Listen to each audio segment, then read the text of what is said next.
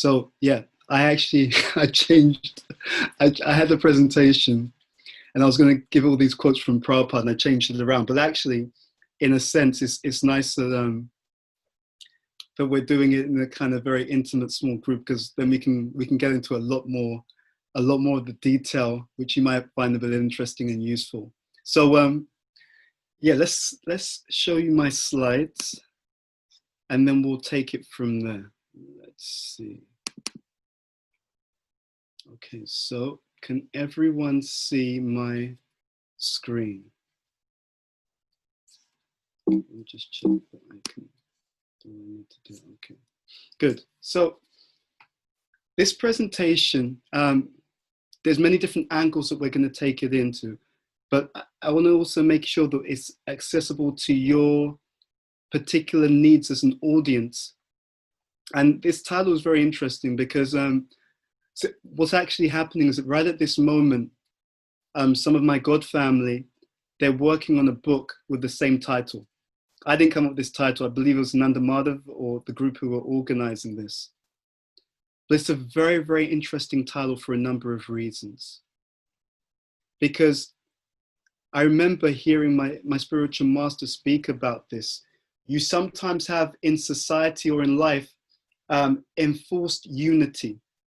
So when you have unity to the point that you overlook the uniqueness of an individual, the unique needs of an individual, you overlook where they are on their journey, then because what you've done is out of sync or is out of line with reality, it doesn't last.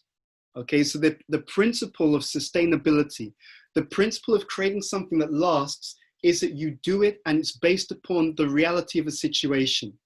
It's based upon the reality of the people that you're dealing with.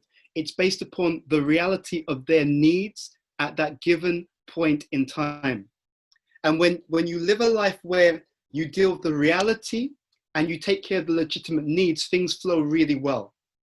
I was thinking about what they do in marketing. Sometimes they create what they call a customer journey, okay? And I was transposing this onto what happens within spiritual communities. Some spiritual communities thrive. They really grow, they develop, they're dynamic. Some spiritual communities stagnate, right? They get stuck. Some spiritual communities actually start to implode or die. And I was trying to understand why. What sits beneath that? And when we talk about spiritual communities, the community is the collective representation of an individual. So just as you have communities that grow and develop, just as you have communities that stagnate, and just as you have communities that start to die, you also have that on the individual level. So the question comes up, why? And one of the most amazing things that I found was the underlying principle behind all of these things was the importance of understanding the realities of a person and providing what they need at that particular point in time on their journey, okay? And I'll give you a very, very simple example. We've sometimes spoken to young people who grew up in a spiritual community, right? They were born into a spiritual community. And we sometimes, I remember many conversations with people who were explaining how because they were forced to do certain things at a particular point in time, because the spiritual needs were not met in a way that was based upon who they were, what they needed at that stage, therefore they get stuck, or therefore there becomes issues. So for example, let's say you go to a morning class. The speaker has given the class, the whole thing is very technical. It may be very dry. It may not in any way be entertaining or stimulating. It may be pitched at a level which is for the adults. And then you've got some children in the room who are being forced to just sit down and just be around there. Now they start to feel bored. They may feel that this has got nothing to do with me. I don't understand it. But in addition to all of these things, I'm being forced to just be here. Okay? So You have something which is very powerful, some very deep spiritual wisdom, but it's not being expressed according to the need of the particular audience. And we'll explain why a little bit later on. And that's where you start to get the disconnect. So one side is enforced unity, where you don't recognize the reality of a situation. I know that Radha Bhakti and Risheshwar gave a brilliant presentation on male-female psychology. And I thought it was very balanced. And what I liked about it most, to be honest, was it was very real. It was recognizing, but not just recognizing, appreciating the differences. And then saying, okay, so we can complement each other. We can come together with our strengths and together build something extremely powerful. So it all comes back to reality. What's the reality of the situation? And the way that we view reality is also based upon ego. It's so amazing how in the process of bhakti yoga, you tick many boxes at the same time, if it's done properly, if it's done deeply. And I'll explain what I mean by this. If I live a life where I truly recognize I'm not the center, that has huge implications. One implication is that if I'm not the center, then just because I want something to be a certain way, or I want to believe that a certain person, a certain group are a certain way, just because I want to believe it, it doesn't make it true. If I know that I'm not the center, then I approach everything with a very different orientation. I approach it with the orientation that I need to understand how this situation has been set in motion by some higher intelligence, right? So I start by understanding the reality that has been put in place by someone else, and then I negotiate with that reality that's not of my own creation, okay? So it's really about understanding reality, understanding what's going on, and then I move accordingly. And to the extent, and I made this mistake many times in my own life, to the extent that I'm in denial of reality, to the extent that I expect that some other situation, some other individual is just going to be the way that I want them to be, just because I think that that's how they should be, that's where the first issue comes up. Because that first issue is I'm out of touch with reality. And then by being out of touch with reality, I then deal with the reality in the wrong way. And because I deal with the reality in the wrong way, I get the outcomes that I do not want to get. You see? So it all starts with knowing what is the nature of something. And this is what we call Dharma. Dharma means the defining characteristic of anything, whether it's a person, a situation, whatever it is. What is the defining nature of it? How does it actually work? How has it been set in motion by a higher power, a higher intelligence? And then I can actually deal with reality. And I can deal not only with reality, I can deal with reality extremely effectively. Extremely effectively. Because we're devotees, I wanted to share something that I hadn't put in the slides. I was trying to boil all of this down. In life, what are we really looking at? If you could take it as a sutra, which means one statement, or in this case, one word that brings the whole thing down to the essence, the whole thing down to one essence, what you're looking at, the one word that you need to be successful in life is compatibility. Okay? I was going to do a slide called 5 types of compatibility. So what you're looking for, and we'll take this in descending order. The first one is our relationship with the Supreme. How does that work? What do I mean by that? It means that if I'm not the body, if I'm a spirit soul, then what is the compatible relationship with the fact that I'm actually spiritual in nature? Okay? So if I'm actually eternal, if I'm full of knowledge and full of ecstasy, if that's my eternal nature, if that's my eternal longing, the first compatibility is my relationship with Krishna. We call this bhakti yoga. The first thing to be conscious of is if I'm not the body, if I'm not material, if I'm spiritual, by definition, I should be doing something spiritual in life. That relationship is there. So the first one is between myself and the Supreme. Relationship number 2 supports relationship number 1. The second relationship is my relationship with Guru. Okay, so first is God, second is Guru. Now, what do I mean by compatibility with Guru? There's 2 dimensions here. 1 is purity, 2 is personality. So the idea here is you want someone who's very pure because you want to go to Krishna. They have a relationship with Krishna so they can help you. That's the first part of it. But the second part, and people often go for one but not the other, the second part is personality.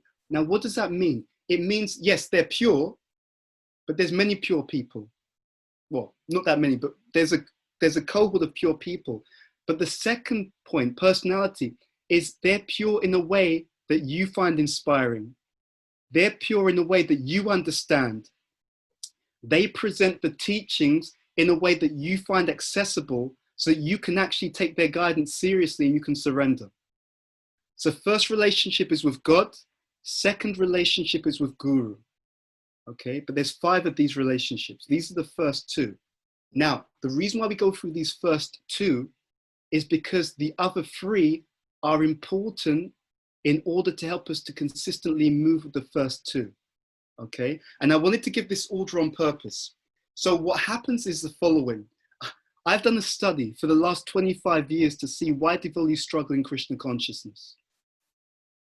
And what I saw uniformly across the board is one key dynamic, and that is that for most of us, we have a blind spot.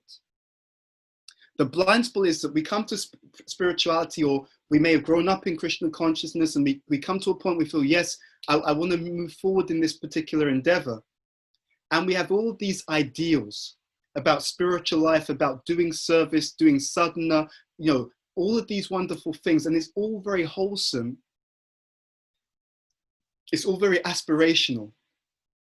But what Maya has done for so many of us is we don't notice the foundation that we're standing on. So what we're doing is we're looking at the goal. So God and Guru is above us, and we want to reach them. We want to reach the spiritual platform.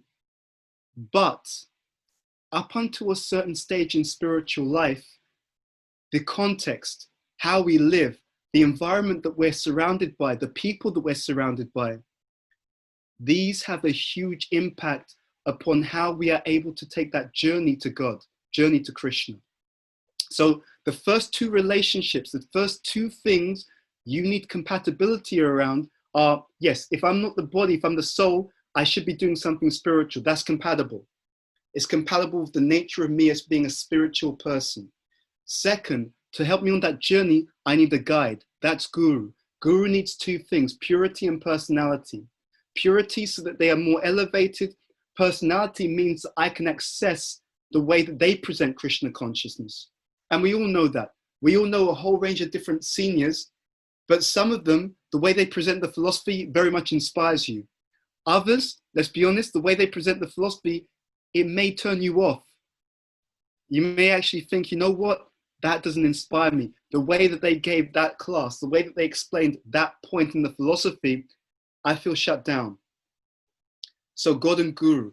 Now there's 3 more areas, and this relates to this unity and diversity. Next one is career. Okay? It's a hidden, well, in some ways it's very obvious, but in some ways it is hidden. If in your day-to-day life, we spend most of our hours in the workplace, and if in the workplace you feel very disturbed and literally burnt out, then when you come home, the idea that you're suddenly going to become a different person, all the pressures that you experienced in the workplace are suddenly going to just disappear. That's crazy. You will bring the environment, the issues in the environment that you spend most of your time in, you're going to bring that with you into your other relationships. So where we talk about this point, and we'll go into this unity and diversity, we talk about alignment or compatibility of occupation. And the traditional term for this was Varnashram. Okay, I was looking at many quotes by Prabhupada, and he explains, I mean, it's wonderful. He uses the same terminology. He talks about management of affairs. He says, for management of affairs, we need to recognize these differences. Yes, we're all eternally servants of the Supreme Person. But when it comes to how we manage the affairs in the external environment, these things are important to know because they can help us to do this more efficiently so that the external situation does not become an issue as we're making the journey in our spiritual progress. I remember one of the classes, one of the landmark classes I experienced in my spiritual life came in 1999 at the Radha London Ishvara Temple, and it was a class given by His Holiness Tamal Krishna Maharaj. And he was speaking about how literally everyone who comes to our movement have the ability to make it all the way. And he said that most, we can make it all the way back to God. He said, but in many cases, the devotees fail, which was a real eye-opener for me, because I was thinking, how is that possible? Now, he went on to explain, he said, I don't think the devotees get the chanting wrong, which was very interesting. He said, because in many cases, the devotees are not correctly situated. Go back. He said, because in many cases, the devotees are not correctly situated in their varna and their ashram. He said, therefore, their minds are not peaceful.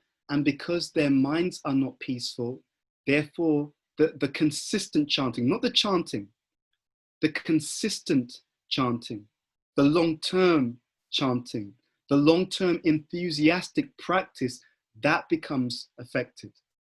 So 5 types of compatibility. Number 1, God, Krishna. Number 2, Guru. Number 3, career. Okay, but it doesn't stop there. Number 4 is partner. Okay, number 4 is partner. It's amazing. And we will do something on this in the future. And I think this is a conservative estimate. It is my conservative estimate that we could eradicate as a movement, as a world society, not just limited to ISKCON. It is my conservative estimate that we could eradicate 50% or more of the relationship issues. And by relationship issues, I mean divorce. I mean even people who are not divorced, but they're separated, they live in the same house, they're kind of tolerating each other because maybe they've got some children, but actually they're not happy. It is my conservative estimate we could eradicate over 50% of those issues if people understood themselves and had a clear understanding of what is and is not compatible in terms of a partner. Okay, so we've got 4 things so far: God, Guru, career, partner. And the last one is friendship. A very interesting purport in Srimad Bhagavatam, third canto, chapter 29, text number 17. Prabhupada speaks about friendship should be cemented between people who have mutual interests and understanding. He says such people are said to be swajati, which means like-minded. Now let's be very clear on this. We should be friendly and affectionate with everyone. Okay, and I really emphasize that, with everyone across the board. We should be the well-wishers of everyone. But you will find that there are some people you naturally resonate more with than others. Why? Because we're personalists. The idea that we would equally get along with every single type of person, that's actually what Prabhupada came to destroy, meaning Nivishesha Shunyavad, this idea of impersonalism. This idea on a social level and also on a spiritual level that it's all one. Which brings us to the other side of this title, unity in diversity. Recognizing how we can play to our strengths, how we can facilitate and support each other to literally be synergistic and symbiotic, okay? The idea that the whole is greater than the sum of its parts. When we understand where our strengths are, when we play to our strengths, and when we use that, we use areas where we are strong, we offer that to the collective. Okay, and I'll talk about those three states later on, because there are three states relating to the three modes when we talk about unity and diversity. I'll just mention them now, but I'll go into them later on. State number one is denial. Okay, so we deny the differences. We just say we all have to be the same. And because we're not the same, it eventually falls apart. State number two is just diversity. We're all different and there's no sense of service. So I'm better than you at something, so it's okay for me to exploit you. Because after all, I've got a higher IQ, I'm better at this, I'm better at that. So that's just, so denial, ignorance. We avoid or we close our eyes to something which is true. Denial, that's ignorance. Exploitation is passion.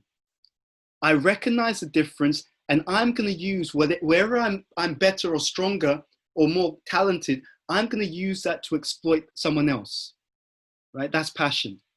The third factor is cooperation. In fact, with the third factor, it's not that I'm better than anyone. It's just that this is what I've been given to offer. This is what I can offer to the collective. This is what Krishna has given me. And we know this point that it's coming from Krishna, which is why we're not proud. What does Krishna say? In Bhagavad Gita, I am the ability in man, or the ability in any individual. So our gifts are God-given. And recognizing that and engaging that, we move forward. Let's take this discussion a step further by talking about this. The real inception. This is, when I was thinking about how to give this presentation, I was thinking about politics. Some of you will know this already, so if you do, forgive me. But, and I'm taking it especially because of what's happening in the US right now, the November 3rd elections, etc. Some of you on the call will already know that it is exceedingly easy for people to predict your voting behavior. Okay? There's a model, a personality style model that was used by, and let's just bring this slide up. It was used by this organization you may have heard of. And in the whole scandal that happened with Facebook, an organization was able to mine or actually gather data in terms of people's behaviors online. Not only were they able to gather data, but by gathering that data, they were able to read the personality style of the individuals. Okay, they used a model called the Ocean model. And it's a very famous model around personality traits. The Ocean model, O stands for openness, C stands for conscientiousness, E stands for extroversion, A stands for agreeableness, and N stands for neuroticism. So just by watching people's behavior online, they were able to correctly diagnose the personality style of the individuals that they were dealing with. And then those individuals will be sent different types of political advertising that was adjusted for their personality style. And I'll give a simple example. Neuroticism, for example, it indicates someone who is more prone to negative emotion, okay? Anxiety, depression, etc. So if I already have that information, this person is high in neuroticism, then, and I want them to vote in a particular way, then I put together different types of political advertising, and I will send specifically to that individual the advertising that really plays on their fears. Okay, if you don't vote this way, these are the negative things that are going to happen to you, that are going to happen to your family, that's going to happen to your job, etc., etc. Because I know you're highly neurotic, I know that if I frame my message in that way, it will push your buttons and you're more likely to vote in exactly the way that I would like you to vote. And this is actually what was done. So this point about inception is really the idea that many people think that we just make our own decisions independently. It's not quite that simple. It's not quite that simple. There are many agents who have done many, let's say, decades of study about human nature, human psychology, and they've done what? They've done this with it. They've taken it to this point around exploitation. And they've been able to take it to the point of exploitation, especially when we're dealing with people who do not know themselves. Before I became a devotee, I remember reading about ancient Greece and the different wisdom cultures at that time. And at that time, there was a famous statement. I believe it's Latin. And the statement is, Genofi Sultan. And the translation is, know thyself. The idea being that the more that you know yourself, and of course there are two levels for us. First level is that I'm a servant of Krishna. Jivara Supoy Krishna Nityadas. That's the most important level. And that's the level that Prabhupada first came and established. Yes, what is the most important thing? We're not the body at all. We are not the body at all. We're an eternal servant of Krishna, but it doesn't stop there. It doesn't stop there. And I challenge anyone, if you do a careful study of your communities, it's amazing. You will see that the issues and challenges people have, none of them are directly spiritual. Social issues, relationship issues, work and economic issues, right? You generally, I mean, you can correct me if I'm wrong, but generally there's no devotees who go around, it's just, you know, I just can't contain the ecstasies at the Bhava platform, Prabhu. It's just too much of an issue. You know, what should I do? It's just really making life hard for me. Yeah. See, generally we don't have that problem. I wish I had that problem, but we don't have that problem generally. The issues are all social. There's a Prabhupada disciple called Sureshwara Prabhu. He has a seminar, you can find this online, called Prabhupada, our founder Acharya. And what he's done is, and he has a timeline of this, because devotees often think that Prabhupada just said one thing about a particular topic. That's not true. Sometimes it's true, but there are many situations where Prabhupada changed his position over time. And in the seminar, he mentions at different points, he has a timeline, at what point Prabhupada said different things about Varnashram. So when Prabhupada first came to the West, he said, you cannot institute this Varnashram, this Vedic social order in modern society. You can't do it.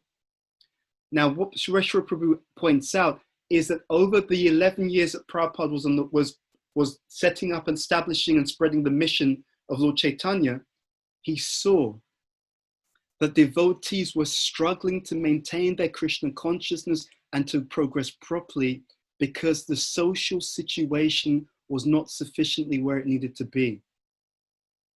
And therefore, from coming to the West and saying you can't institute Varnashram, in 1977, when Prabhupada was leaving the planet, he made the point that you have to establish this Varnashram society. Now, of course, different people have different ways of understanding that. I want to get to the essence of it though. So the essence of Varnashram is that your social situation is favorable and sufficiently stable so you can make spiritual progress. That's the point, right?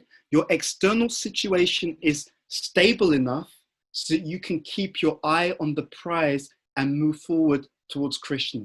That's the essence of it all, right? So I'm not talking about, you know, some kind of external Vedic ritual. I'm talking about being well situated. And I think I mentioned this before, but you can read this, 8th canto, chapter 2, text number 30. In that purple, Prabhupada, he's writing about this point for exactly that reason, you know? So these are the three different states. We can be in denial of the differences. And let's be honest, sometimes that happens with good reason. Sometimes people have latched onto differences and they've used it to mistreat people. So there are some people who are very thoughtful and they say, okay, this crowd, if we talk about the reality that there are differences, it will be exploited. It will be used to kind of lord it over other people. Therefore, some people have deliberately played that down.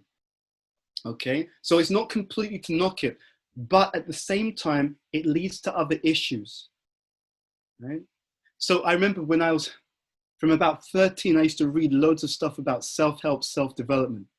And there was always this idea that you can be anything. You can do anything. You can, anyone, if, whatever you want to be. But it didn't really understand that we are hardwired in certain ways. We can play to our strengths. And that has a two-dimensional effect. I'll explain what I mean by that. When we play to our strengths, the first dimension is that you're more productive in that particular area. Okay, so I know, for example, Radha Bhakti is great at leadership. I've known Radha Bhakti, I can't remember how many years, but I've seen her organize, lead people, care for people, direct people, whatever it is. And it comes somewhat naturally. It's a raw talent, right? It's not, and this is where the modern society goes wrong. The modern narrative in education is it's just skills and knowledge. The Vedic system says something different. The Vedic system says there are 3 ingredients to high performance, consistently high performance. Yes, skills are important. Yes, knowledge is important. But the third factor, the invisible factor, is mentality. Okay? The third factor is mentality. Because if you have a certain mentality, and I'll explain how this works a bit later on, when you have a certain mentality and you engage in skills and knowledge related to that certain mentality, you can go from good to great very quickly. In other words, you have a certain talent, a certain natural talent, and then you invest in that particular natural talent that you have, and it can easily and quickly become world class. Very quickly, very easily become world class. And this happens naturally to some extent. Every single one of us on this call, we see the world through the lens of our personality. Prabhupada states this directly. Atmavan manyate jagat. He says everyone sees the world from their own perspective. When I first started to study the different understanding about varnas, about people's nature, I put it to the test. So what I did is I just started to watch the devotees. I started to explore how the devotees interacted with each other. And it was 100% according to scripture. And I'll give you some example. So some friends of mine fell out and they were in a relationship, had certain personalities, characteristics. Now she had a very kind of strong leadership nature, very upright, very moral. And the person that she'd been in a relationship with had a very different character. And the thing that most upset her was how much his behavior was not aligned with her values. You see, there's an article that I sent to my mentees, and it's an article from the Huffington Post. And people have studied this, even clinical psychologists have also studied this. They've found this, and they've replicated this across culture, by the way. They found that when you marry someone who's got similar values, they don't have to be exactly the same, but similar and compatible values, those marriages tend to last and they have the greatest satisfaction, okay? So again, this 2 dimension. One dimension is productivity, but the hidden dimension is fulfillment. There are many people who are externally productive and they hate their job. There are other people, they're not even so productive externally, but they're fulfilled and they are productive in a subtle way. Meaning that depending on what you're doing, let's say you're a teacher, your productivity isn't external, but your productivity is through the behavior and the growth of the people that you're teaching. You see the point? So there's a different metric that's used to define productivity according to what you're actually doing. Yeah. Anyway, this Huffington Post article, and I can send it to anyone who'd like to check this out. They studied couples who had been married for a long period of time, I'm talking 40, 50 years, and independently, so both the husband, wife, partner, independently had indicated that they're happily married. So length of years and their own self-analysis of whether they felt satisfied in the relationship. And they started to study across different metrics to see what was common across all of these couples who have been together for a long period of time and have themselves claim that they are actually happily married. And it was exactly this particular point. But where the couple had similar values, compatible values, those marriages tended to be more resilient. They tended to have a greater sense of friendship. They tended to, and we say this a lot in our movement, get each other. Why? Because the values are compatible. So with this understanding, I started to see that the way that our spiritual culture works is incredible. Because when Krishna does something, he uses what we could call a Brahminical method. Okay? A Brahminical method means something which is simultaneously simple yet sophisticated. And I'll give you some examples. So if you look around your room, you'll see various colors. Okay? But we know that there's only 3 primary colors: red, blue, yellow. All the other colors on the spectrum are simply combinations of these basic elements. Okay, so simple at heart, only 3 basic colors, but from that you can get incredible variety. Another example, in Ayurveda, we recognize there are 3 doshas, 3 energies: Kapha, Pitta, Vata. But all of the different physical bodies in the world are combinations, some combination of these 3 doshas. We also know that every aspect of the material creation is just some combination of 3 modes of material nature, right? So we know the mode of goodness, mode of passion, mode of ignorance. So he uses this model, a few basic building blocks, and from there, you just create all the variety, all the sophistication by combining the basic elements in various different ways. So in the same way, the Vedic system or the Vedic principles, the idea is that you live a life in such a way that you tick many boxes at the same time. Okay? So for example, if you know who you are in terms of, I'm a spirit soul, so I'm meant to serve the Supreme Lord, but I've got this kind of nature in this world, then you just align the way that you live, where possible, to your nature, so that it makes these things flow more easily, so that your mind, your focus can really tune in to the primary, right? By the primary, what do I mean? Nava Anga Bhakti, hearing, chanting, remembering, etc. You'll often see people in our communities, they're struggling materially, right? Now think about that. You're not sure how you're going to pay the bills. You're not sure if the place that you're living in, you're going to be evicted.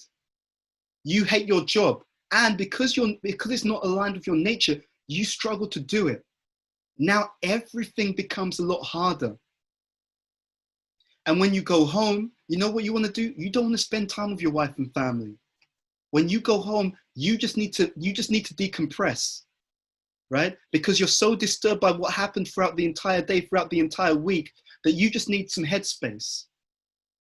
You see? And this is where the material energy, this is where Maya often picks us off.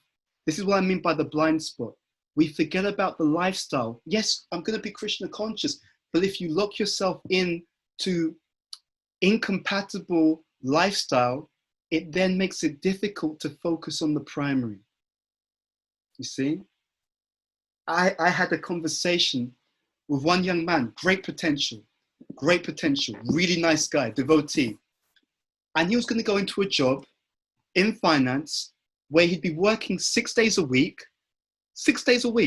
and he'd be working long hours. And he said to me, yes, but I'd love to do loads of service. And I was thinking, dude, really? You're going to be working 6 days a week. You'll be working from 7 a.m. in the morning in this big, it was one of the top investment banks. You'll be working from 7 a.m. in the morning, sometimes till midnight. Exactly how are you going to fit time in for sadhana? What to speak of a wife and family? You know? So what was happening in his mind, he had taken Prabhupada's statement out of context, because Prabhupada does say, in many cases, just add Krishna. So he thought, yes, I can do whatever I want materially or externally, and I'll just add Krishna. But when you go deeper into it, it doesn't work quite that way. He'd misunderstood the point. So what Maya is doing for many devotees in many communities is she gets people into difficulty because the blind spot of the social dynamics, is not properly understood, is not properly appreciated, and that becomes the issue. No? That becomes the issue. Yes, at a certain stage, no matter what you do, if you're on the level of Chandramouli Maharaj, if you're on the level of Prabhupada, if you're on the level of many of these exalted personalities, you will be absorbed wherever you go. But there's a journey to get to that level. There's a journey. And this is why we need to understand the team model. Okay? So in this model, what we want to do is give a few clues about each of the 4 personality styles. And then we'll open up for questions as well. So in our team model, so T stands for teacher, E stands for entrepreneur, A stands for artist or artisan, and then M stands for manager or monarch. And these are just a different way of framing the same 4, personality styles, which have been understood for thousands of years in our tradition. And I'll just share with you something that's really exciting. Modern sociologists, modern researchers, they did a study a few years ago with a sample of over 1 million people. And by doing that study, they came to the conclusion that there are 4 basic personality types in society. Okay? This is done independently of devotees. Secular studies have found that there are 4, and they did this through big data. They took huge amounts of data and they clustered those data according to the answers together, and they found that there were basically 4 personality types. And guess what? Those 4 personality types that they found directly correspond to the 4 Varnas. Directly. So the first one is T for teacher. T also stands for theorist. It can stand for thought leader. So this particular personality style, they tend to be very studious. They love, you often find these people, they love to have their head in a book. They love to read, but they're reading for the sake of learning, knowledge. They like to also be reflective. Some of you on this call, I'm going to be very honest. Some of you on this call, you may know people who are like that. They love to be introspective. They're just, they want to take time away and think and explore and reflect on stuff. They're your natural thinkers in society. They have a natural skill for organizing knowledge. They have the ability to organize things which are of a more subtle nature. Okay, organizing knowledge. And this is really important, when you look at this model and you think about career, what you're really trying to tune into, and this is really crucial, you're trying to tune into the main activity within a particular job role. Okay, so I've given some examples here, teachers, scientists, researchers, but it's even more specific. It's what are the main activities that this person or that this role entails. And you want the activity to connect with the talent. Okay, so why teachers, scientists, researchers? Because in all of these areas, there's a study of knowledge, a study of information with a view to trying to understand and discover the truth and to share that truth, to express that truth, that understanding with others. Okay, so this is an essential principle. This is the skill set that the teachers have. It's the ability to be very impartial about the truth.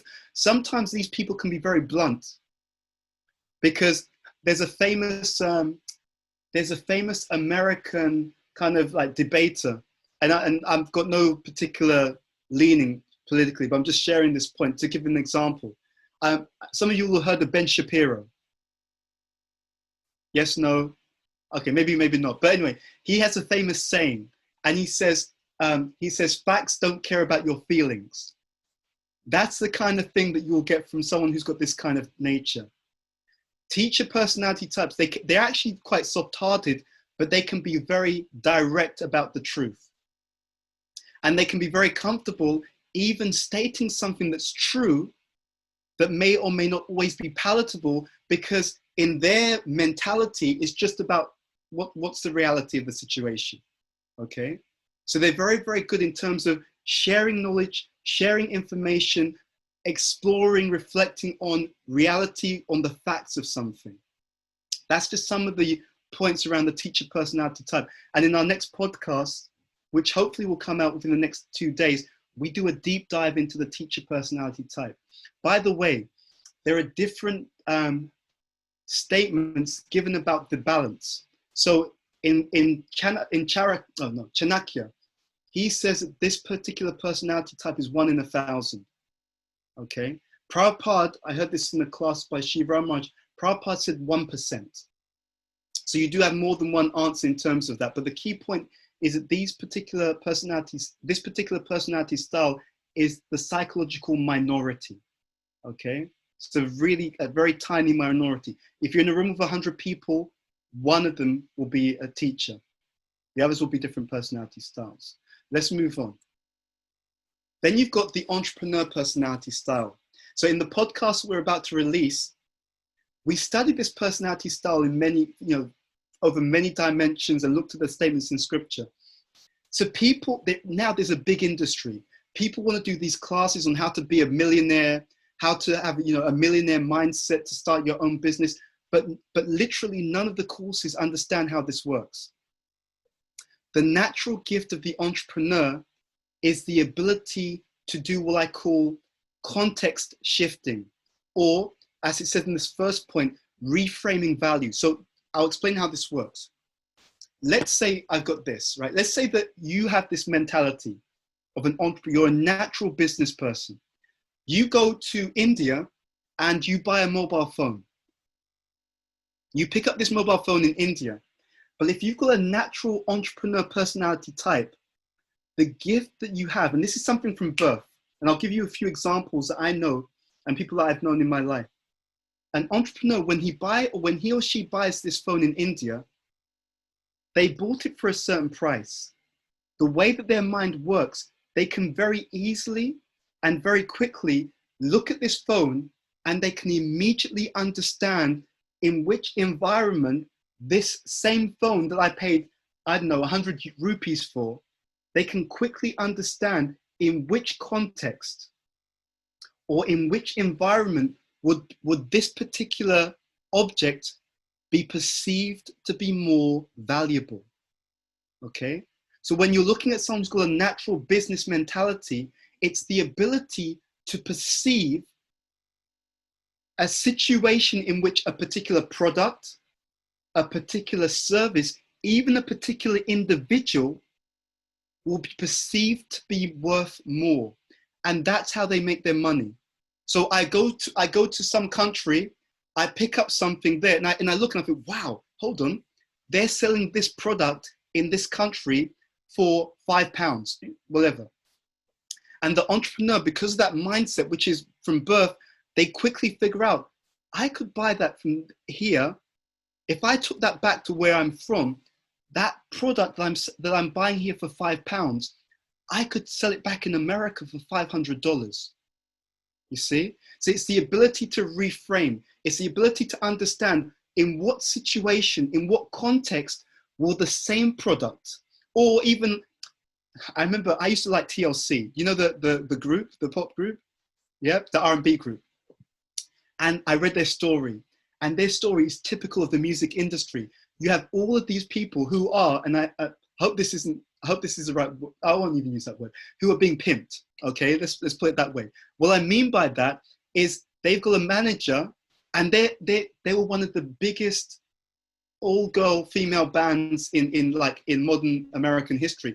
They sold millions of records, albums, etc., and they were broke. They were filing for bankruptcy. Why? Because the person who was managing them was was an entrepreneur, but on the dark side of the scale, obviously. What happened was that person spotted them, would realize, wow, these people have amazing talent. I could manage them, promote them, get them, music deals. They can go out and do their world tour, and we can make huge amounts of money off their talent. If I just shape them in a particular way, get them to dress a certain way, have them collaborate in a certain way. So it's that ability. It's that ability to see in what situation would this same thing, person, skill, talent, service, whatever, in what situation will it be worth more money? Now, what they also do sometimes, again, if they're on the dark side, when they're looking at that particular product or service, they will play down the value. Okay. Now, I think you can figure out why. If I play down the value of it, then it means I can buy it for what? For less money.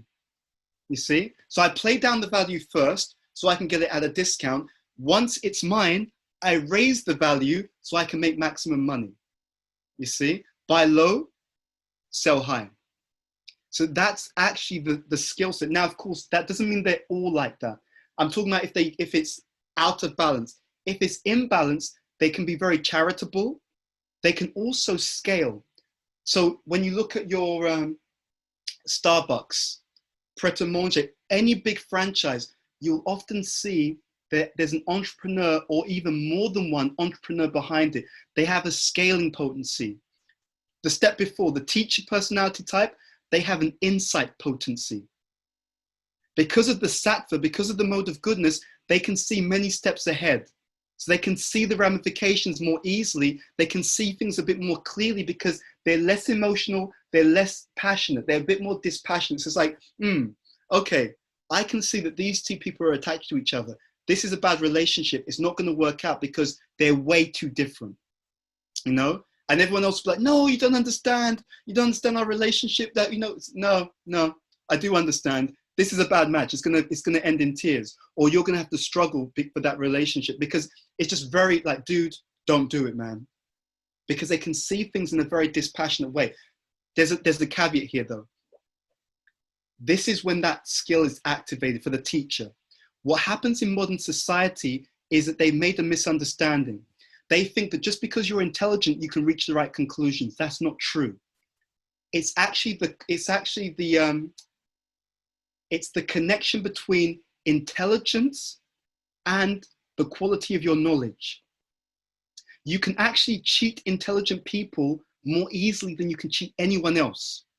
The way that you cheat an intelligent person is you give them just the information that you want to, that will lead them to the conclusion that you want. And if they're not humble, if they're proud, they'll think, I've got such a high IQ, therefore, I've made my own conclusion and I'm right. But they're wrong because the quality of the information they were given was low class. You see, intelligence just means that someone is good at processing whatever limited information they have access to. So if you give them the wrong information and they don't know it's the wrong information and they think that what they know is all that there is to be known, they will have the greatest conviction even though they're completely wrong. You see? So it's not enough to be intelligent. The lucky thing for spiritual people, if we take advantage of it, is we have top quality knowledge, and we can then feed that through the intelligence in order to come to the right conclusions. Anyway, so the entrepreneurs, they're good at seeing how to make something scale. They tend to be productive. Prabhupada calls them the productive class. They tend to be industrious by nature. I call this the effort to output ratio. So you'll see a natural entrepreneur, they tend to be more careful about where they invest their resources, and it's gross and subtle. Where they invest their time, where they invest their energy, where they invest their relationships. So someone who's an entrepreneur, they may not hang out with many of the people, but the one or two people who can help them to get more money, they'll charm that person. You see? It's like, oh, so they're very good at, they often can be very good at networking, right? So it's not, for them, it's not about, oh, just be friendly. It's like, where can I gain? Who do I hang out with that if I hang out with this person or that person, I will gain more than if I hang out with someone else? So they tend to be more tactical in the way that they behave. And the one other point about this personality type, this is the personality style that is promoted above all others in the modern world. Okay? So if you ask people, what do you want to be when they're young? Most people, they don't want to be a great teacher. Like, are you crazy? Why do you want to be a teacher for? Like, have you lost your mind? Many people don't want to be a great leader either. And that some people do want to be like a famous celebrity. That's there. But many people, they want to have their own business empire. So in many cases, this value system, this personality style, is the personality style that is most promoted as the personality style to aspire for in the modern world. And sometimes when you see this personality style on TV, they're being interviewed about how they started their business empire. Oftentimes you'll see them sitting down as if they're on a throne. It's like, yeah, I just started my own business empire when I was young. I just realized that if you work hard and, you play hard and, you have your business empire. And I think it's important for us that we do this and this. And it's just because it's that kind of respect and admiration. You see, that's actually what goes on. And therefore, entrepreneurs, if a person has this personality style, they tend to be ahead of all the other personality styles in Kali Yuga, because the environment reinforces the way that they are as being the ideal. Okay? And I'm sure many of you have seen this. Someone's at school and the teachers notice that they're very good at they've already got their own business. They're good at making a profit, right? They're good at scaling something. People talk about, I want to have impact. What is impact? Impact is another name for scale. It means that you affect a large number of people, right? So this is actually, and therefore these people are very good at marketing, very good at business, but they will scale the business. They will have that potency to see, how do I create a system that replicates? And I'll give a very good example. There's a famous social media personality. He is, his name will come back to me. There's a thing in social media. What they'll do in social media is, let's say I'm a social media influencer and you interview me. So the interview is 60 minutes long, okay? So that's one product. I'm not gonna make any new material.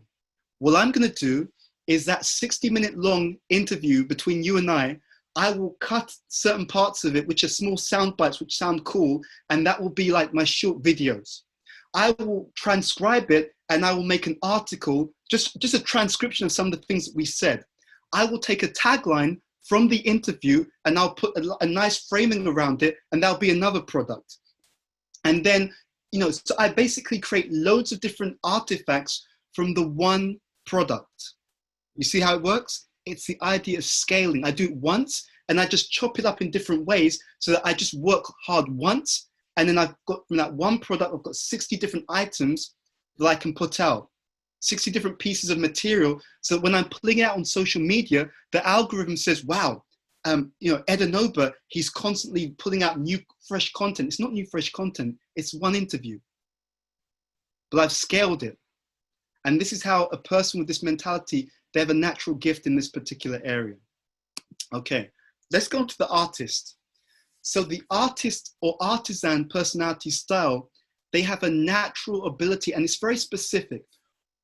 Their ability is actually the ability to express emotions artistically.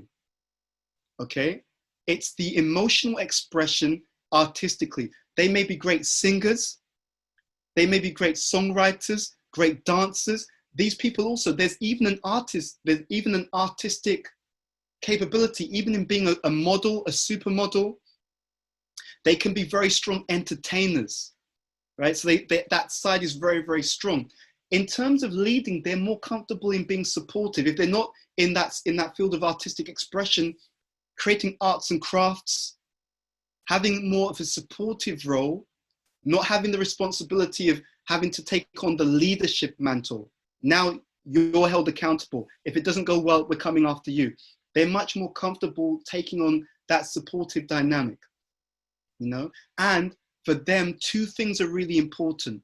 One is security, which is why they like taking that supportive role, because now I'm going to be facilitated by someone else. The leader is facilitating me, so it gives security. The second aspect, which relates to the artistic expression, is self-expression.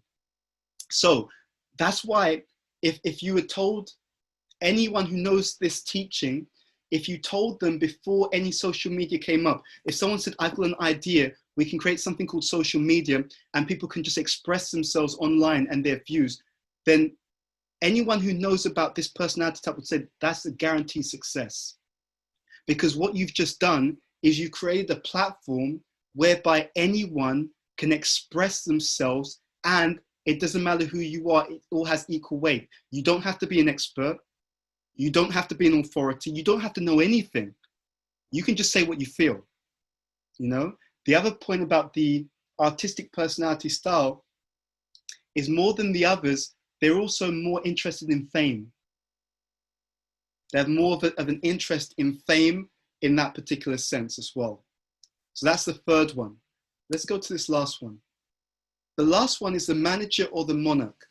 It's interesting, in the Bhagavad Gita, in the conversation between Krishna and Arjuna, one of the things that comes up when Krishna is trying to encourage Arjuna to fight, one of his arguments, he says, if you leave the battlefield, they will think that you've run away. The opposing army will think that you've run away. And he says, for a Kshatriya, dishonor is worse than death.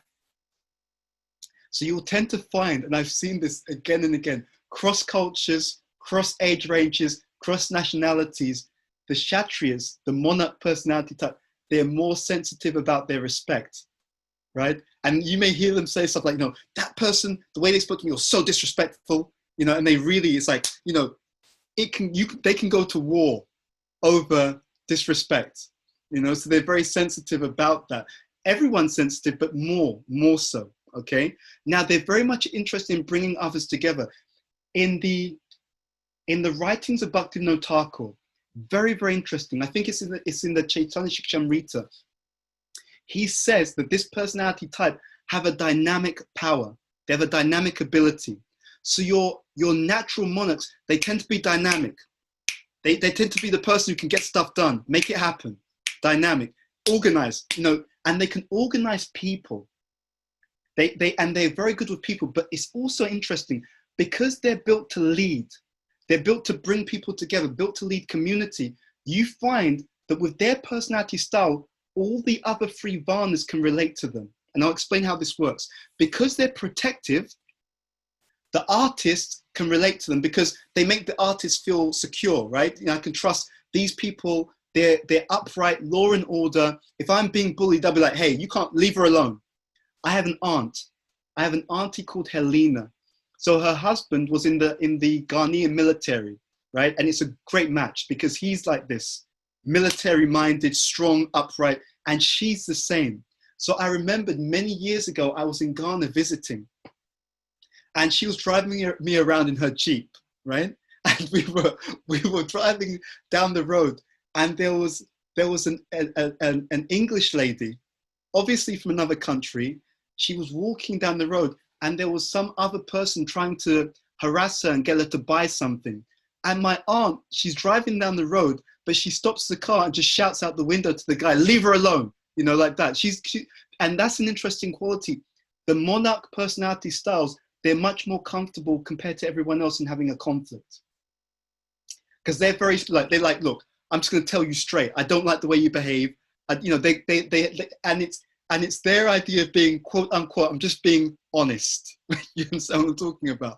Because that's their default. I'm just going to tell you the facts. I don't like that. And they're built, because of the way their nature is, they're built for maintaining law and order. So they're very sensitive to injustice. You'll often find those who lead social activism are monarch personality styles, right? They're very much into, we're going to make society a better place. We're going to protect people. So the artists respect them because they feel secure. The teachers respect them because both the teachers and the monks, they tend to be quite moral in that sense. There's more of an emphasis on morality. And at the same time, the entrepreneurs respect them because, like the entrepreneurs, they can get stuff done. They can achieve, they can move things, they can get stuff, they can get outcomes achieved. So therefore, the entrepreneur personality types who are also able to get stuff done, but more with resources, they also respect the monarch as well. And so these guys are built to actually bring the different areas of society together, actually, you know? Okay, so and I talked about the values in terms of law and order. Okay, so this is, and we'll stop in a moment, just have time for questions. the last thing I'll point out here is that the idea here is that they all work together. The idea here is that if we work together, then we have that synergy, because everyone has their own skill set that they can bring to society. But I'll share one other point. And this is a technical point, but I think this is good for you guys to know. The last point, then I'll open up for questions, is that, see, there's a statement in the Shastra, Kalo Shudra Sambhava. In Kali Yuga, everyone is Shudra or less. Now, it's been misunderstood. A careful study of the scripture, you will find that the word Shudra is used in 3 different ways. Actually, at least 3, if not 4. So first of all, Shudra means there's Shudra from the economic perspective. In Vedic society, if you worked for someone else, in other words, if you were employed by someone else, meaning that you're economically dependent upon another person, then from the economic point of view, you're a Shudra from that point. That's one way of looking at it.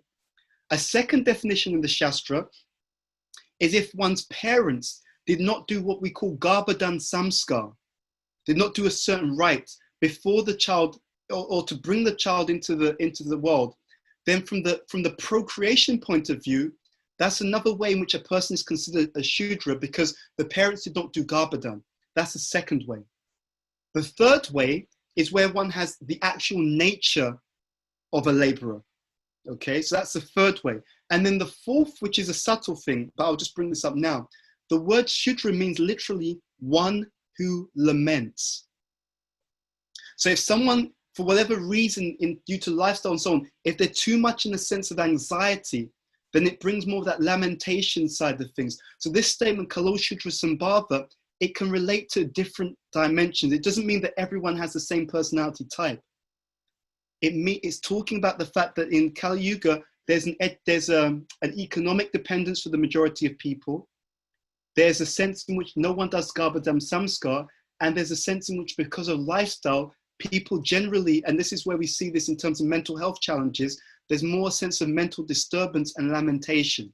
So that's what it means. It doesn't mean that everyone has the same personality type. Okay, so that's just one point there. And the last thing on this is that when people come to spiritual life, it doesn't matter what nature they have, by engaging in spiritual practices sincerely, anyone, as they advance, become more Brahminical. There's a difference between being a Brahmana and being Brahminical. You can have Brahminical Vaishyas. You can have Brahminical Shudras. You can have Brahminical Kshatriyas. And you can have people who are Brahmanas, okay? So what I mean by that is very simple. If someone engages in spiritual life deeply and consistently, they get more of the quality of the mode of goodness. And therefore, independently of what their nature is, you'll still find they tend to be still more thoughtful. They tend to be a little bit more philosophical, but it's a complement to the way that they were born, you see? Now, a very interesting example of this in the Mahabharata. So in the Mahabharata, what happens is there's a point where Karna decides that he doesn't want to fight Yudhishthira. And the explanation that's given is when Karna perceived Yudhishthira, he thought this person's qualities are so refined, he can't be a Kshatriya. Now, he's so upright, well-behaved, sattvic, but Yudhishthira is a Kshatriya, but he's a Brahminical Kshatriya. He's what we call a sattvic Kshatriya. So he's still got that law and order, that protected dimension, but it's very refined by the mode of goodness, you see? So there is also the fact that when you engage in spiritual life, which means you're engaging with the mode of goodness and transcendence, because all of our practices, chanting the holy name, deity worship, this is all Shuddha Sattva, pure transcendental activities. So whatever one is, it refines that quality if they practice it, okay? So you get a more refined version of any of the Varnas if one practices spiritual life properly and brings that or cultures that. Do you see the point? That's one other thing to bear in mind. Okay, so let me just stop there and see if there's any questions or comments. I just thrown a few things out for you to consider, but do check out the podcast, by the way. Okay, any questions? Thank you so much, Prabhu. There's actually been quite a few questions that have come in. I'll take a bit more time. We can at least have half an hour before I do anything else. Okay. So the first question is, thank you so much, Bhuta Bhavana Prabhu, for this wonderful class. Can you elaborate upon a line that you've made before that resonates with me powerfully? Lifestyle is the remote control of the mind. Yeah. So this is the point that was made by Tamal Krishnaraj. I mean, he didn't use that term, but this is what he was getting at. You see, and Bhaktivinoda Thakur speaks about this. He writes about this. So the point is Varnashram, and we said the essence of it is a stable lifestyle. It's important up until Nishta. You see, when you're at Nishta, Madhura Kadambini explains that Nishta, one's devotional service is predominantly in the mode of goodness. Madhura Kadambini explains that at Nishta, 75% of the anarthas have been destroyed. Anarthas, the impurities in the heart. So you are now internally so steady that the external environment doesn't affect you very much. You see? But up until that point of Nishta, the external environment does tend to have an effect. Now, let's be very clear. That's not an excuse. It's not, oh, we know I didn't practice, but it's because the environment was difficult. No, we should do the best we can in every situation. It's not an excuse, not at all. So that's a completely separate thing. But we know that the environment can affect us, and we know this. When you're really ill, how excited are you about chanting your rounds, right? If your marriage is falling apart, how enthusiastic are you about going out and serving and telling everyone, yeah, Krishna consciousness is wonderful. You see? So this is what is being spoken about. But we try to create a stable situation, not because that's the goal of life. It's not the goal of life. The goal of life is to develop our relationship with Krishna 100%. But these things are favorable. If that situation is sufficiently stable, then you're not worried, you're not agitated all the time. So it's easier to, when you chant, to just really be in the chanting, in the moment, with the mantra. And in that way, you derive more potency from the mantra. The mantra is fully potent, just like the sun is fully potent. But if you're in London and you wash your clothes and you leave it hanging outside, you'll be waiting a long time before your clothes dry. If you're in India, the same sun, but you're in a different position in relation to the sun. Therefore, in India, you leave your clothes out for an hour, your clothes are dry. Same sun, different position. You see, I've done a study of this, and I've seen that, and this is called attribution error. There's different types of unconscious bias. Oftentimes, I've seen that devotees who think they're wonderful, right? They actually think they're God's gift to ISKCON. And they'll talk about how wonderful they're doing, how well they're doing. And I'm realizing you're just well situated. You're well situated. That's why you're doing well. And the other people who are struggling, if they were as well situated as you are, they would actually be doing better than you are. You know? So it's not just, oh, yes, because I try so hard. I try harder than everyone else. No. Your current behavior there's a formula for this. Your current behavior is actually your lifestyle plus your nature. You see? And we know this intuitively. When you've had a bad day, let's say you've done something you shouldn't have done. Oftentimes we think, you know what, I'm a good person. It's just I was under stress, I was under pressure, there was difficulties going on at the time. You know, I'd had a conflict with someone, and that's why I said something I shouldn't have said. So when it happens to us, we think it's circumstantial. I'm a good person, really. There was a difficult circumstance I was going through, and that's why I said something I shouldn't have said. But when someone else does something wrong, we say it's characteristic, right? That's just how they are. They're like that all the time, you know? So we call this the attribution error. We have the same experience, but we come to the wrong conclusion from the experience. You see, that's the point. And that's why the scriptures are so important, because they act like a lens. Because even though you're seeing the same experience, the conclusions that you reach from it are actually based upon the wisdom that you have. You see? So again, I studied this when I was younger, or actually over the last few years as well. Sometimes business people, they give talks and they do seminars, and they'll talk about how they became successful, and they'll say that anyone can do it. You know, if you just work hard like I do, blah, blah, blah, blah, blah. But actually they don't know it's their mentality. I had a manager in a job, a few, I think it was not the last job I had. So the company I'm working for now, it's not this company, not the company I was working for before, but the one before that. I had a manager, and he was a natural entrepreneur, and he told me something. He told me that when he was young, his father used to play golf. Now get this, this is how you know an entrepreneur, like a born entrepreneur. His father used to play golf. So his father took him to the golf course when he was playing. What this young boy would do as a young man, on the golf course, he would pick up the golf balls which had been left lying around. He would collect them, and then he would stand at the entrance of the golf club. And when people were coming in to play golf, he would sell them the golf balls, right? Seriously, he'd sell them the golf balls. And then he scaled. What he did to scale, he started to get his friends to help him to pick up all the golf balls which had left lying around so that he could then sell them for more money. That's the natural entrepreneur. It's not something that they read. They didn't read a book. It wasn't that they read a book. It's a mentality. So sometimes in these courses, they'll present it as if it's just, you just work as hard as I do. No, it's not that simple. There's a way of thinking. These are called samskars. There's a very good article called Yoga Psychology. And in that article, which is by one Prabhupada disciple, he explains that your nature are a series, just like your gender, by the way, nature and gender, they are a series of deeply embedded samskars, you see? And they act, and because they're deeply embedded, you act upon them unconsciously, you see? It's not something that, it's not that a person is consciously deciding to act in a certain way. They're samskars, which are they're like neural pathways, thought patterns, deeply embedded in the consciousness, and we're born with them. So the idea here is if I play to my strengths, then you've come in, you're already highly capable in a certain area, and then you build on that to make it world class.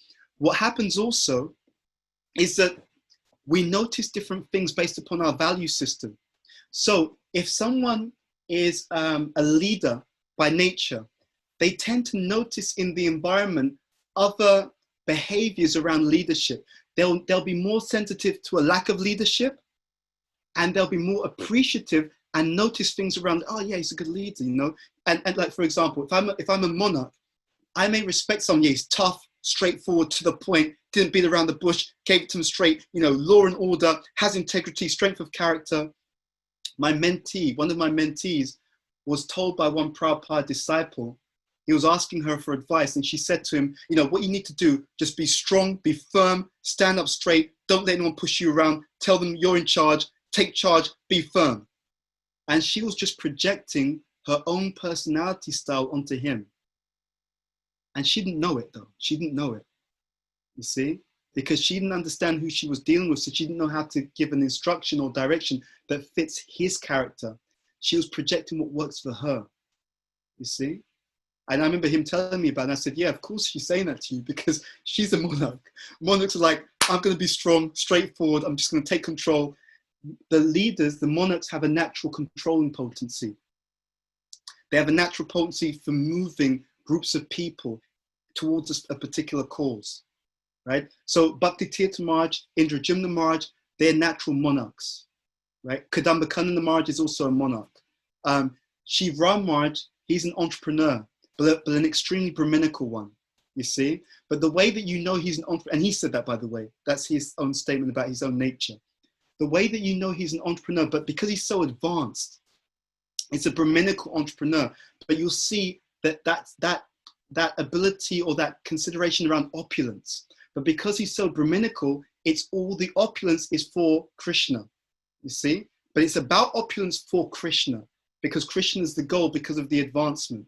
So in other words, in the conditioned state, each personality type is interested in something. So the teachers are interested in knowledge, but when they become very pure, they're interested in using knowledge for Krishna's pleasure, right? So whatever they have, they are using it to please him. That's the whole idea of Varnashram.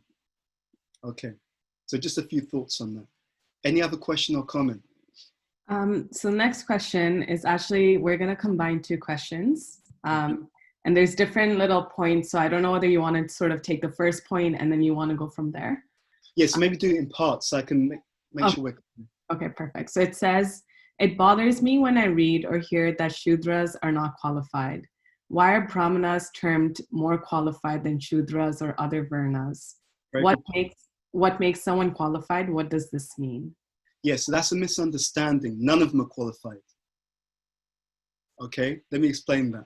First of all the other personality types, they're not like the personality, they're not the original form of it. What I mean by this, you'll find this in the Bhagavatam.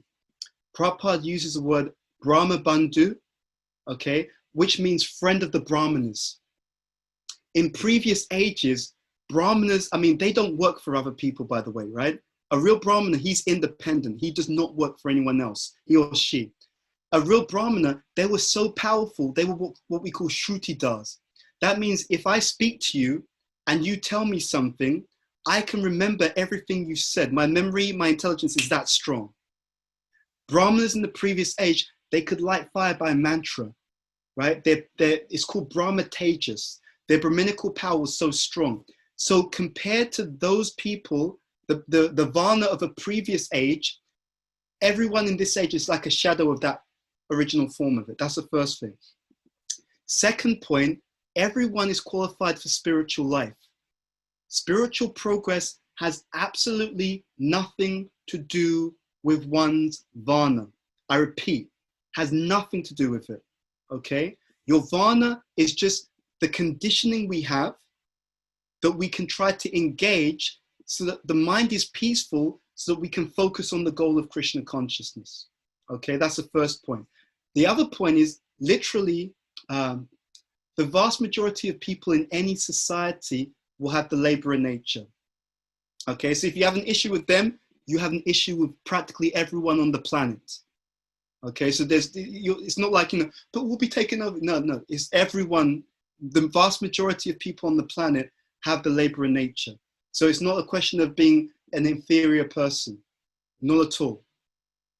And this is actually explained, this is the purport of the story of the Brahmana and the cobbler. So you had the so-called Brahmana, very proud, Narada Muni comes, and Narada Muni is going to see the Lord, and the Brahmana says to him, when you see the Lord, please ask him when I will come back to him. The cobbler asks a similar question, and when Narada Muni sees the Lord says, tell the cobbler, you will come back in this lifetime. But he says, tell the Brahmana that you will not come back for many lifetimes.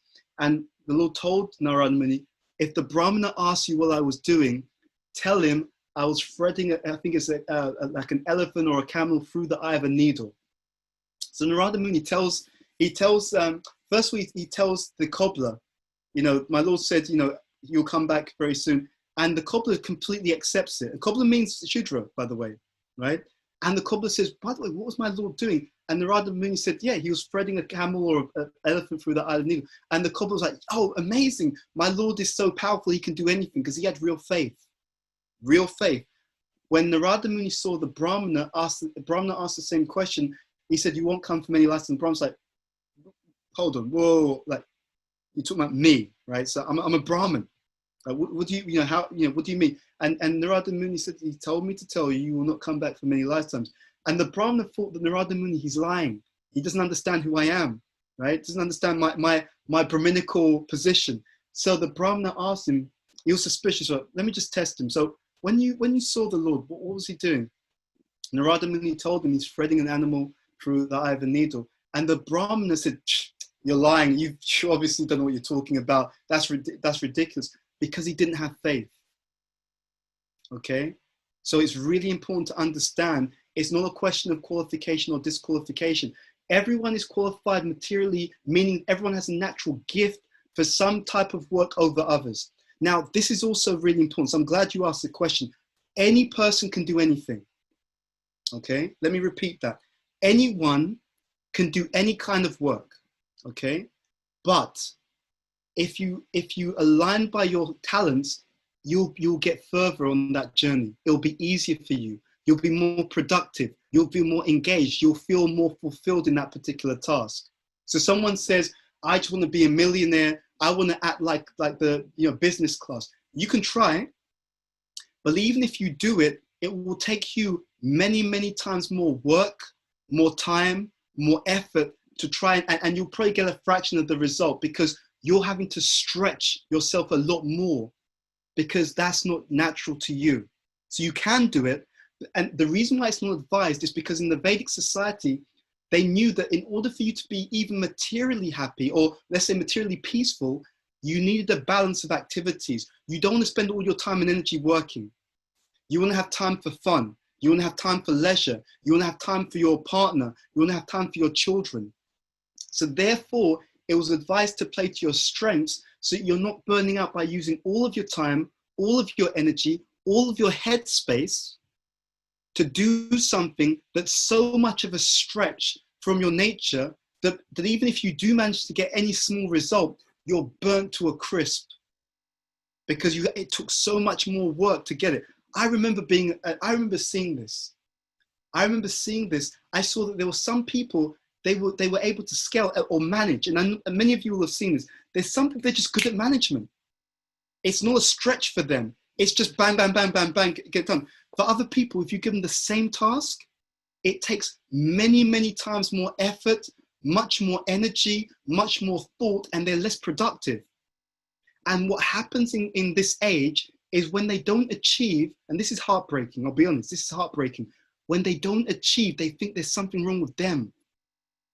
They don't think, oh, it's just that this person has a different personality style. This person has just a different talent. They think there's something wrong with me. All my friends can scale things and do big projects and I can't yet, but that's because you've got a different personality type. They've got this nature, you've got a different nature. You have a different gift.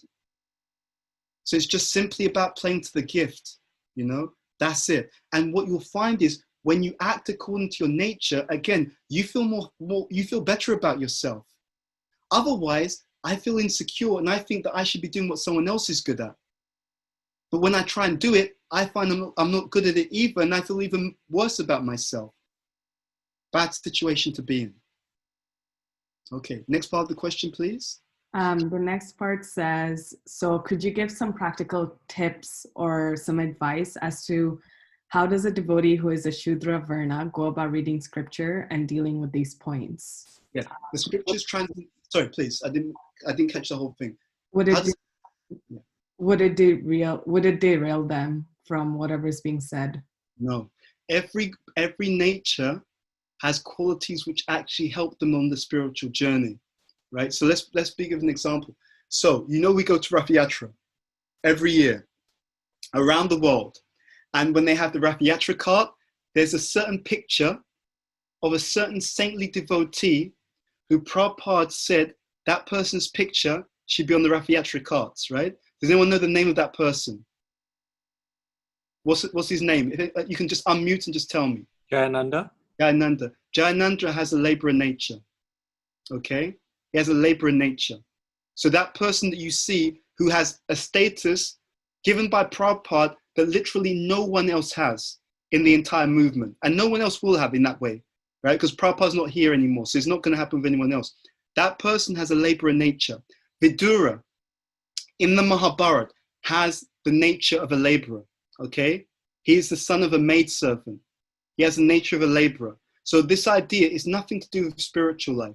And because it's nothing to do with spiritual life, when you're doing direct devotional activities, it's all directly the activities that nourish the soul, okay? So there's no bar on reading, there's no bar on doing any of the ninefold processes of Krishna consciousness. What I've seen, at least in the UK, and I know what, there's one lady, I mean, she's just one of the most wonderful, enchanting, like amazing devotees I've known in my entire life, right? And everyone loves her, everyone, right? And she has a laborer nature. And I remember thinking, I was thinking, yeah, in Kali Yuga, the majority of the devotees who are going to go back to Godhead will have the laborer nature. The reason for that, the real strength of the laborer nature is they have a very strong, very natural service attitude, you see? And that is a huge gift in terms of Krishna consciousness. So every Varna has a particular attribute that will help them to make spiritual progress if they take advantage of that particular attribute. And we saw that in Jayananda. Hardworking, just have, just very ready to do anything and everything to help the situation or the mission to move forward. And that's why Prabhupada loved him so much. Okay, so any of the ninefold process, you do not have to have any material qualification for any of the processes of direct devotional service. However, when it comes to something like more project, more indirect, okay, who's going to do the administration? Then depending on your character, you may want to play to your strengths so that it's not a headache for you. That's the point. Yeah, so it's not a headache for you. Now, there's a few other things on this, and this is right, it's really important to discuss this. You will also find that in any Varna, there will always be some people who are good at management. Management is different from administration. The Kshatriyas are good at administration. That means leading people in that sense, governance. But in every Varna, it's a small percentage of people in the Brahmana group, many people in the entrepreneur group because they're managing resources, a small percentage in the laborer group, and many people in the monarch. Monarch's generally good at management. You'll find it in every group, there's some people good at management. Management means they're good at moving the material energy, okay? Kshatriyas are good at leading people, but in every other Varna, you'll also find some people who are good at moving the material energy, which is management. And especially the entrepreneurs are good at that. They're good at managing resources, whereas the Kshatriyas are good at leading people. Okay, just to clarify that particular point. Awesome. Thank you, Prabhu. There's the second question combined with this one is, why Shudras categorized in the mode of ignorance? Why can't you naturally have expressive or service-minded people in the mode of goodness? Yeah, so that's a very good misconception that people have. So when it talks about the different Varnas and the different modes, it talks about the conditioning that tends to lend itself to certain types of activity. It does not mean the consciousness, okay? So again, the examples that we gave, Jayananda, Prabhupada said he went back to Godhead. Do you think that someone in the mode of ignorance goes back to Godhead? Vidura is an eternal associate of the Lord, an eternal associate. So this is why it's good to make this distinction. So, because Kshatriyas are in the mixed modes of passion and goodness, therefore it relates to the kind of duties that they have, not necessarily the consciousness that they have. You see? So when we talk about passion, we talk about a tendency to do something that's a little bit more active, getting stuff done, moving, you see? When we talk about ignorance, it's not ignorance in a negative way. All the modes are necessary. All the modes are useful. When you cook, when you chop a potato, when you mash a potato, you're using the mode of ignorance. You're destroying the potato, literally. When you go to sleep, you're using the mode of ignorance, because if you don't use the mode of ignorance to just become inert and sleep, you'll go crazy. You'll become dysfunctional because you're not getting any rest. So it speaks about it in that sense, okay? In that sense. It's not that, therefore, they're lower by consciousness distinctly. Anyone in any Varna, by the spiritual process, can become a pure devotee, and that is what we practically see.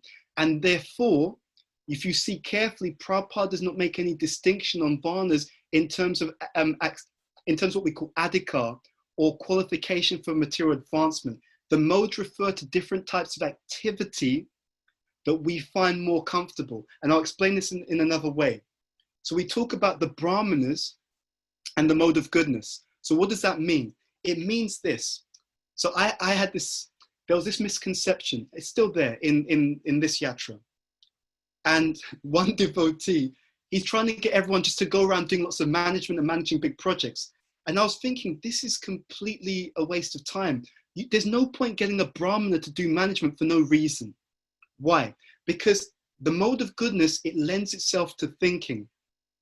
So what the Brahmanas did traditionally is they analyzed huge amounts of information, and because they're good at thinking, good at strategizing actually, something that other people will take 100 steps to achieve, if you give it to a Brahmana, if he's developed that ability, because it has to be developed, it's not just something that happens by magic. There's a raw talent, but you have to invest in it.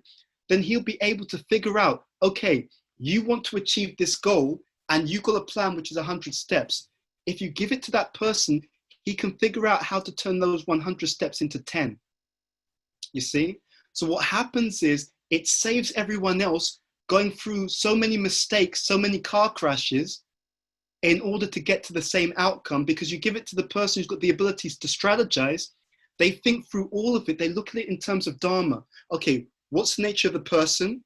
What's the nature of the situation? What's the nature of the goal? Okay, so they're trying to get this done with these people. And if I leave them to their own devices, they're going to say this to this person. I know that person. I know that when you say this to this person, they're going to argue. They're going to have a fight.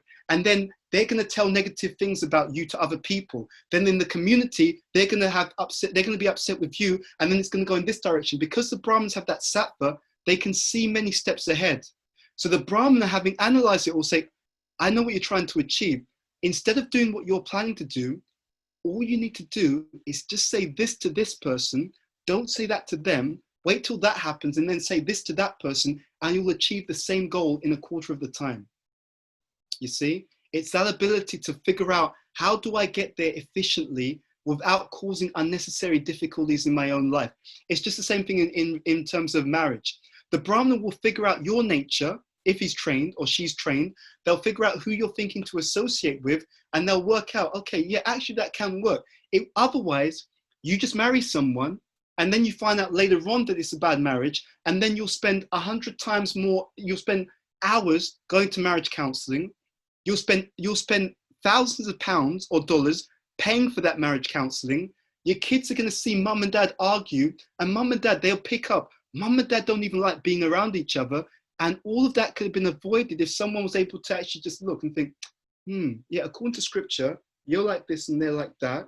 Yeah, scripture says this and this. So scripture says that if you interact with this person in this way, this is what's likely to go well, and this is what's likely to go wrong. They'll do the entire calculation for you. You see? So that's their job. But that requires sattva, because it requires time to study. It's not an opinion. It's actually, they're going to learn all the scriptures. They're going to learn what it says about all these things. Then they're going to look at you. Then they're going to reflect upon your situation. They're going to reflect upon the situation that other people are in. They're going to do the entire calculation. And then they're going to give you the outcome of their calculation. So it's like a form of intervention. If you intervene on the level of knowledge, it's more effective than having to intervene later on when the problem has become much bigger. You see? So this is how the whole thing works. Okay. Thank you so much, Prabhu. The next question says, I have to be honest, I get a little anxious when you brought up the personality test. Yes. Because I can never tell what kind of a person I am from these tests. I always feel like I have a little bit of everything in me. What to do if we find traits in all 4 areas of the team framework? How do I know if what I'm doing is a result of my spiritual nature or an influence from Maya? Absolutely. Well, first of all, it doesn't have to be an influence from Maya. If you do anything and it's done with devotional purpose, you always gain benefit. So if, from the spiritual point of view, you don't even need to worry about that, okay? That's the first thing.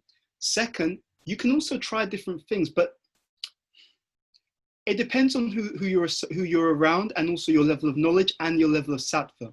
What actually happens is this: the more we come into the mode of goodness, the easier it is to see ourselves and see everyone else, right? It becomes, to be honest, it becomes extraordinarily easy.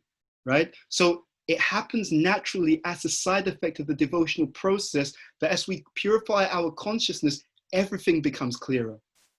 But even before that stage, anything you're engaging in Krishna's service will benefit you. Now, there's a middle ground. The middle ground is you try to see, where are my natural talents? But the middle ground also means you go out to people who know you.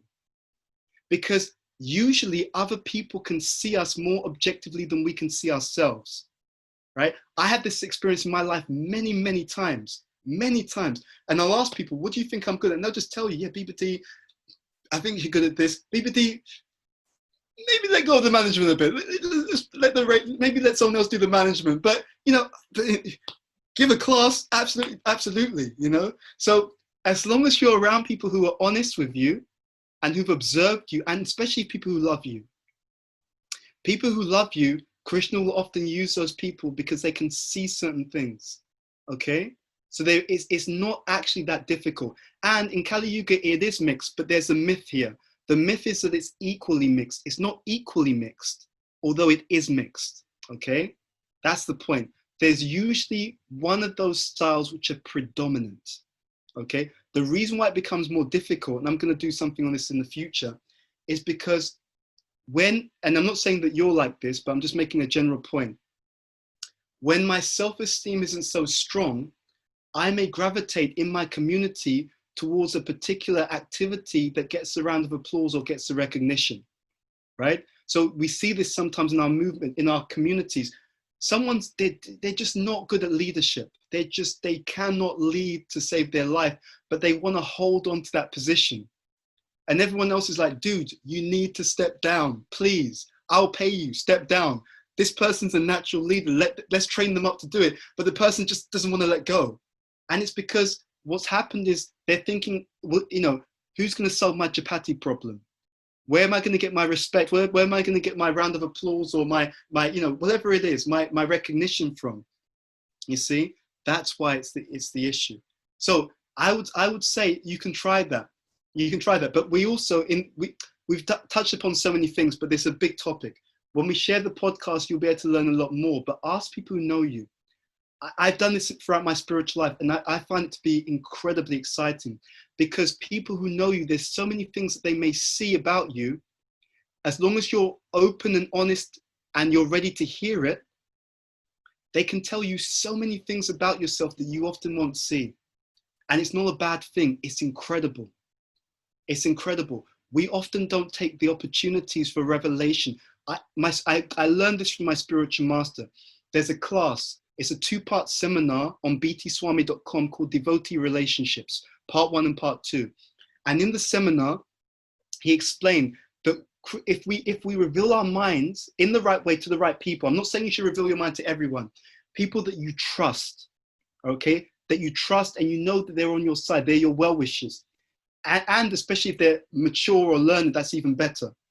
But he said that Krishna will often use the people that we reveal our minds to, if there's a good relationship, to give us certain messages, certain insights, certain direction. It's just like magic.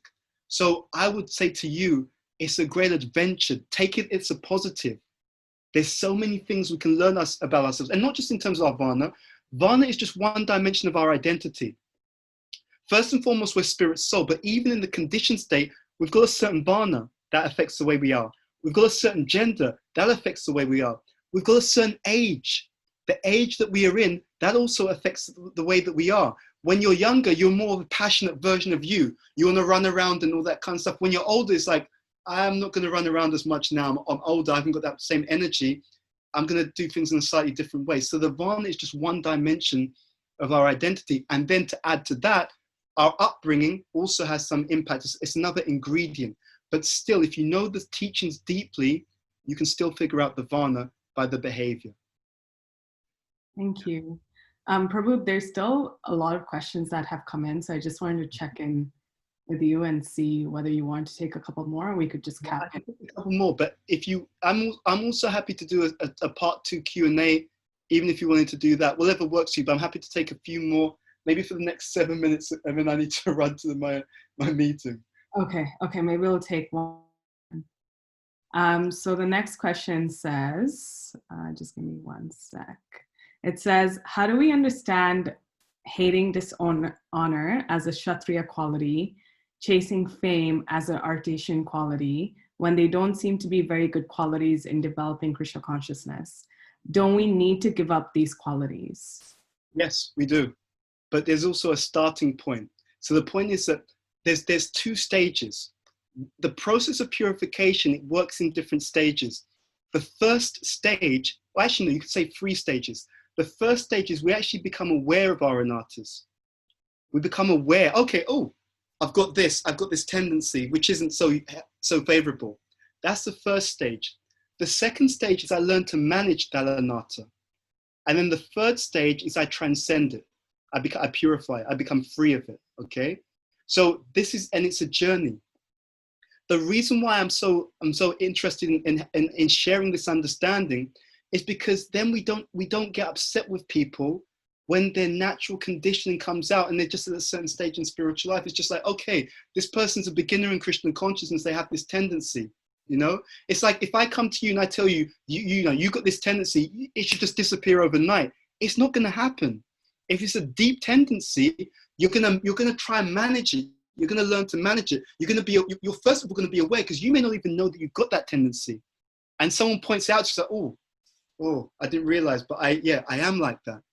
So awareness. Then, because you're aware, you're going to have to start to manage it, right? So it's there, but you don't act on it. That's the point. This is a second stage. Okay, I've got this thing about respect. And I know I'm sensitive to what I perceive as disrespect towards me, right? But I know we should respect everyone and not expect respect for ourselves. I know that. And I know that I've got this tendency. So now I'm going to have to manage it. I'm going to have to manage it. Yeah. But as I purify myself, what happens is I'm not going to be so affected by honor or dishonor. But it's a journey. It's a journey. It doesn't happen just, let's be honest, for all, at least you guys may be very exalted. For me, just knowing I have an anatta doesn't mean it disappears. It doesn't just go away because, yeah, I've got an anatta. Good, I'm glad you told me. Now it's disappeared. It's, you know, if only it was that easy. It doesn't quite work that way. Now, of course, the other extreme has to be avoided, which is the extreme of thinking, well, that's just the way I am, Prabhu. That's just how I am. No, that's not, you don't have the right to inflict your anattas on me. I told you you're overbearing, calm down, okay? Control it. You have to control it. It's too much. And if you don't, Krishna will help you. See, this is the other thing. It's in one sense, and I find this very inspiring myself, we're not the doers. We can't make anyone change. We can't. Our job is to lovingly encourage everyone to grow and be the best that they can. And it's not between us and them. It's between them and Krishna. I'm the messenger. I'm going to be like, Prabhu, you know, the reason I know you're upset by this person's behavior. I don't think that they meant to be disrespectful. I get it. You know, we've got this nature where we find that the way that person acts, I interpret it as disrespectful. They may not intend it to be disrespectful because they've got a different nature. They've got a different value system. It's not on purpose, you know? So let's give a better example. And I hope this is okay as an example. Male-female psychology. If the man's just like, this is how you fix it, he doesn't necessarily think he's lacking in empathy. He's like, you know what? I know the answer to that one, honey. You know, so he thinks he's being very helpful.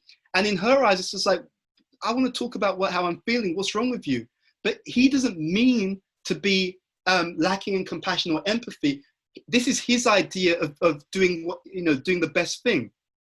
So there's something that's lost in interpretation because we come from different angles. And at least I know for myself, once I started to understand personality styles, I was like, oh, I get it. Now I know why they act the way that they do. It's not personal. I was dealing with someone who was an entrepreneur type. He just wanted to scale everything. And I'm like, what about the people?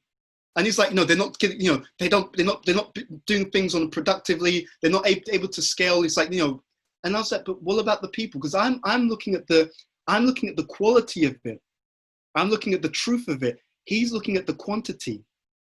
He's looking at, you know, we have to spread the mission. We've got to do big projects. We've got to scale en masse. You know, he's looking at the number of people we're touching. I'm looking at the quality of the interactions. And there's a place for both. And that's why when we work together, because we need each other. I can't scale. I mean, actually, no, that's a lie. Because I've been around people like that, I know the science of that. But that's not my strong point. I know how to get it done in terms of giving some guidance on it, but I can't execute that. Okay, and then the other person has a strength in another area. So what happens if we start to work together? If we start to work together, then it's dangerous. Then we can really do some incredible things, you know. But that happens if we really understand and we start to appreciate what people bring to the table, rather than getting upset because this person's not like me. Why? No, you know, I manage. I get things done. Why can't they? Yeah, because they're not you. And what you don't understand is when they're trying to manage, they're working 5 times as hard as you are, and they're getting a fifth of the outcome. And they're like, I just need a break. I need something to drink. I need something, because it's a stretch for them. But for you, it comes much more naturally. So that's the whole point. That's how it really works.